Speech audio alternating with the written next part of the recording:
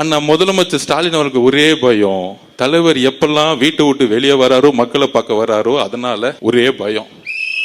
அதுக்கு தான் செந்தில் பாலாஜியை கூப்பிட்டாங்க.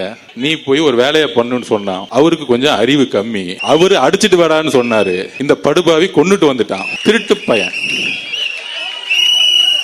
ஆக்சுவலா ஸ்டாலினை மாட்டி விட்டதே செந்தில் பாலாஜி தான் கொலை குற்றத்துல. நாளைக்கு இதுக்கு பின்னாடி என்ன அஜெண்டா இருக்குன்னு செந்தில் பாலாஜிக்கு தான் தெரியும். அவர் நம்மள எதிரியா நினைச்சிட்டு இருக்காரு. அவர் பேச விடாம நிப்பாட்டுறானா, நம்மள மக்களை கொன்னு குவிச்சிட்டு ஒரு வாரமா நாடகம் ஆடி நம்ம மேல கொலைப்பள்ளி சொல்லி அத சுப்ரீம் கோர்ட்ல நம்ம நிரூபிச்சது.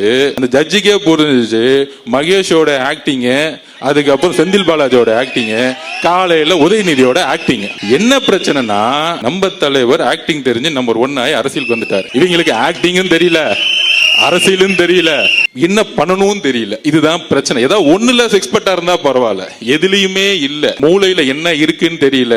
பிறக்கும் போதே களிமண் மட்டும்தான் பத்து வச்சிருக்காங்கன்னு தெரியல.